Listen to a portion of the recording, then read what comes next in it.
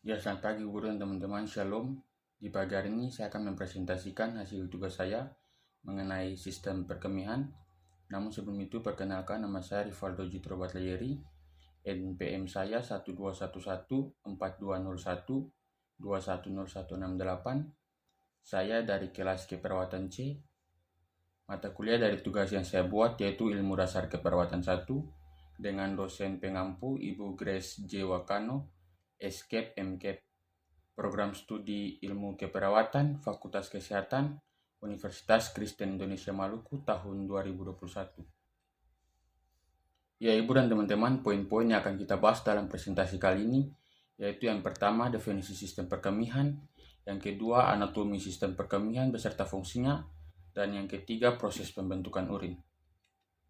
Kita masuk kepada poin yang pertama yaitu definisi dari sistem perkemihan. Sistem perkemihan merupakan sistem yang penting untuk membuang sisa-sisa metabolisme makanan yang dihasilkan oleh tubuh, terutama senyawa nitrogen seperti urea dan kreatinin, bahan asin dan produk sisanya. Sampah metabolisme ini dikeluarkan atau disekresikan oleh ginjal dalam bentuk urin. Urin kemudian akan turun melewati ureter menuju kandung kemih untuk disimpan sementara dan akhirnya secara periodik akan dikeluarkan melalui uretra.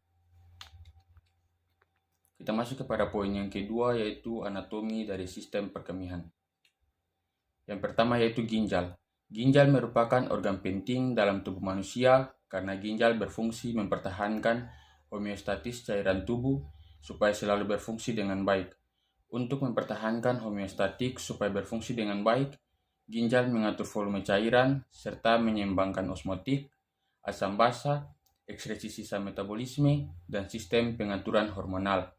Posisi ginjal dalam tubuh terletak di rongga abdomen, retroperitoneal primer kiri, dan vertebralis, serta dikelilingi oleh lemak dan jaringan ikat di belakang peritoneum. Batas atas ginjal kiri setinggi IGA ke-11, ginjal kanan setinggi IGA ke-12, batas bawah ginjal kiri setinggi vertebra lumbalis ke-3. Tiap-tiap ginjal mempunyai panjang 11,25 cm, lebar 5,5-7 cm, lebar 2,5 cm. Ginjal kiri lebih panjang dari ginjal kanan. Berat ginjal laki-laki dewasa 150-170 gram. Pada wanita dewasa 115-155 gram. Bentuk ginjal seperti kacang, sisi dalam menghadap vertebra thoracalis, sisi luarnya cembung, dan di atap setiap ginjal terdapat kelenjar suprarenal. Yang berikut yaitu struktur mikroskopis ginjal. Ginjal memiliki satuan fungsional yang disebut nefron. Jumlah nefron dalam ginjal lebih dari 1,3 juta yang mampu menyaring 170 liter darah dari arteri renalis selama 24 jam. Setiap nefron berasal dari bekas kapiler yang terdiri dari yang pertama yaitu glomerulus. Glomerulus merupakan gulungan atau anyaman kapiler yang terletak dalam kapsula Bowman atau ujung buntut tubulus ginjal yang bentuknya seperti kapsula cekung menutupi glomerulus yang saling melilitkan diri. Glomerulus menerima darah dari arteriole aferen dan meneruskan darah ke sistem vena melalui arteriole aferen. Natrium secara bebas difiltrasi dalam glomerulus sesuai dengan konsentrasi dalam plasma, begitu juga dengan kalium yang juga difiltrasi secara bebas. Yang kedua yaitu tubulus proksimal. Konvoluta tubulus proksimal adalah tubulus ginjal yang langsung berhubungan dengan kapsula Bowman dengan panjang 15 mm dan diameter 15 mm. Bentuknya berbelok-belok, menjalar dan korteks ke bagian medula dan kembali ke korteks. Sekitar 2/3 dari natrium terfiltrasi diaborsi secara isotonik bersama klorida dan melibatkan transportasi aktif natrium. Peningkatan reabsorpsi natrium akan mengurangi pengeluaran air dan natrium. Hal ini dapat mengganggu penceceran dan pemekatan urin yang normal. Kalium diresorpsi lebih dari 70%, kemungkinan dengan mekanisme transportasi aktif akan terpisah dari resorpsi natrium. Yang berikut yaitu ansa Henle. Ansa Henle berbentuk lurus dan tebal yang diteruskan ke segmen tipis lalu ke segmen tebal dengan panjang 12 mm dari total panjang ansa Henle 2-14 mm. Klorida secara aktif diserap kembali pada cabang ascendens Ansa Henle, dan natrium bergerak secara pasif untuk mempertahankan ketetralan listrik. Sekitar 25% natrium yang difiltrasi diserap kembali karena nefron bersifat tidak permeabel terhadap air. Resorpsi klorida dan natrium di pars ascendens penting untuk pemekatan urin karena membantu mempertahankan integritas gradiens konsentrasi medula. Yang berikut yaitu tubulus dista convoluta. Tubulus ginjal yang berkelok-kelok dan terletak jauh.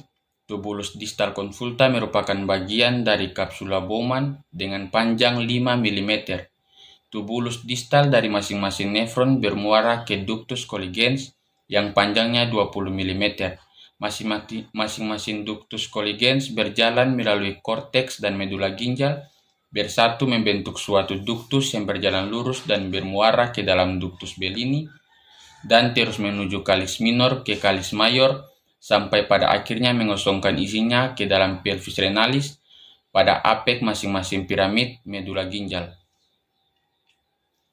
Yang berikut yaitu ductus colligen medula.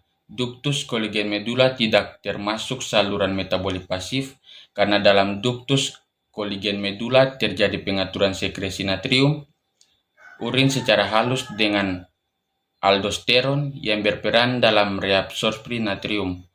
Peningkatan aldosteron dihubungkan dengan peningkatan reabsorpsi natrium. Ductus ini memiliki kemampuan mereabsorpsi dan menyekresi kalium. Termasuk kepada organ yang kedua yaitu ureter. Ureter yaitu saluran dengan panjang sekitar 25-30 cm dengan garis tengah 3 mm mengangkut urin ke ginjal ke kandung kemih.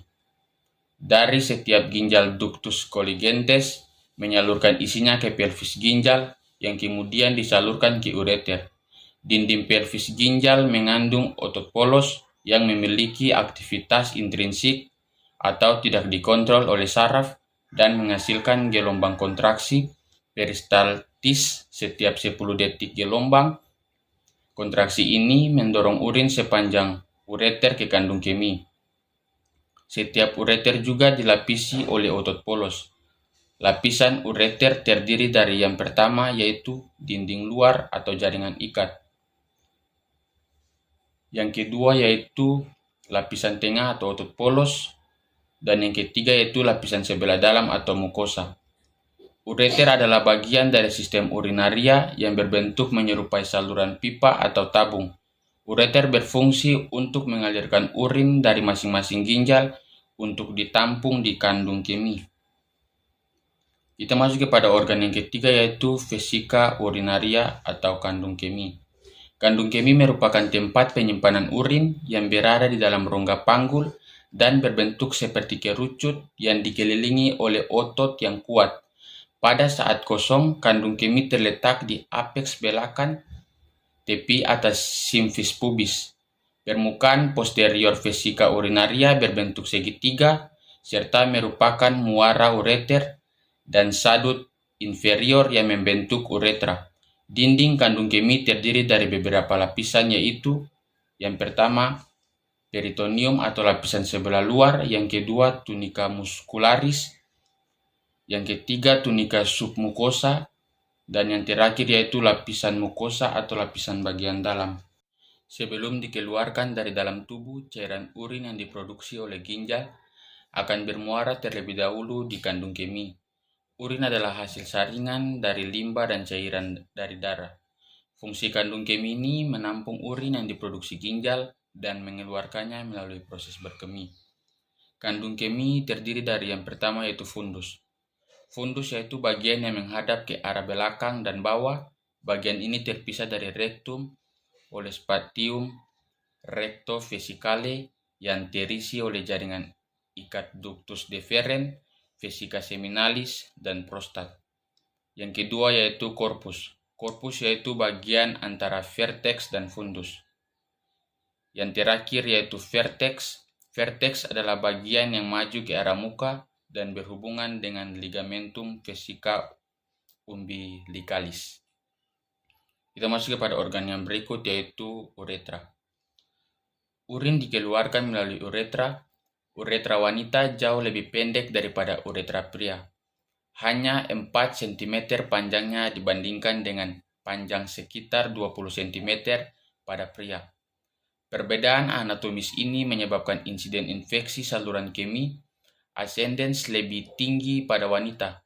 Dengan demikian, hitung koloni yang lebih daripada 100.000 sel bakteri per milimeter urin dianggap bermakna patologis. Yang berikut yaitu perbedaan uretra wanita dan uretra pria.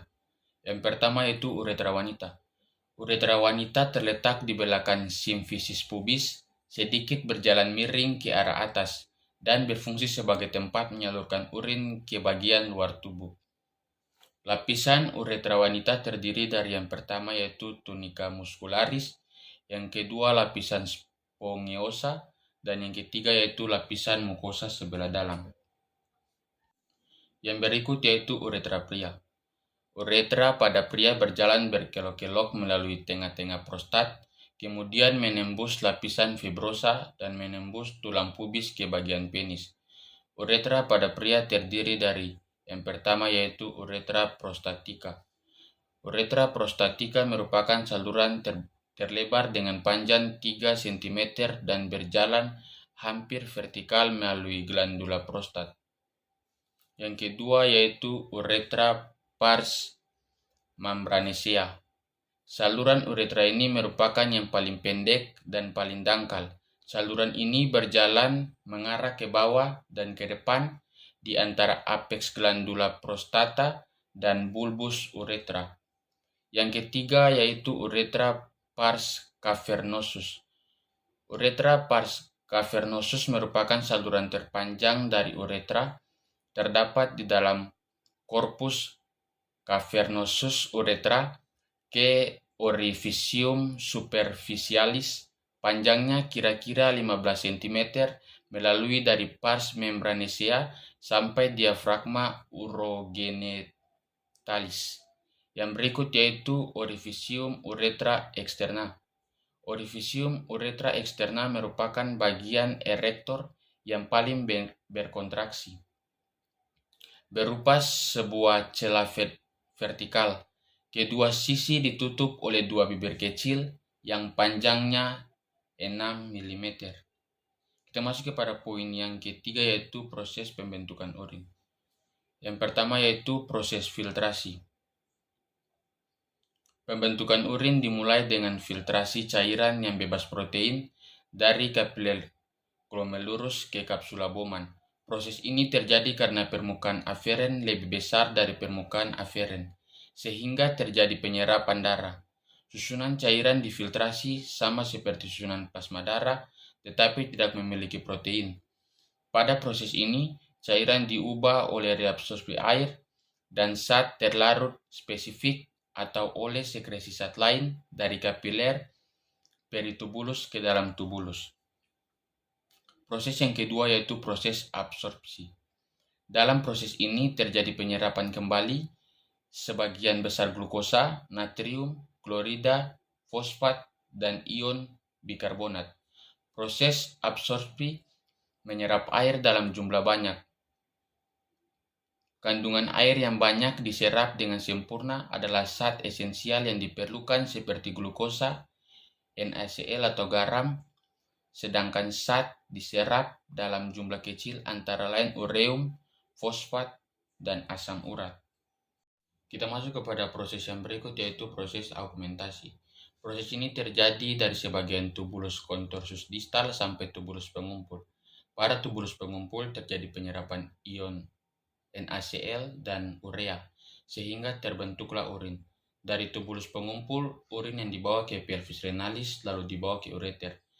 Dari ureter, urin dialirkan menuju vesika urinaria atau kandung kemih yang merupakan bagian penyimpanan urin sementara. Ketika kandung kemih sudah penuh, urin dikeluarkan dari tubuh melalui uretra. Proses yang terakhir yaitu proses sekresi. Tubulus ginjal dapat menyekresi atau menambah zat-zat ke dalam cairan filtrasi selama metabolisme, membentuk asam dalam jumlah yang besar. Sel tubuh akan membentuk amoniak yang bersenyawa dengan asam, kemudian disekresi sebagai amonium supaya pH darah dan cairan tubuh tetap alkalis. Ya, Ibu dan teman-teman, ini adalah referensi buku yang saya pakai untuk tugas saya. Demikian dari hasil presentasi saya di siang hari ini. Mohon maaf jika ada salah penulisan dan pengucapan kata dalam presentasi saya tadi. Kiranya materi yang saya buat bisa bermakna dan bermanfaat bagi kita semua. Demikian, selamat siang dan shalom.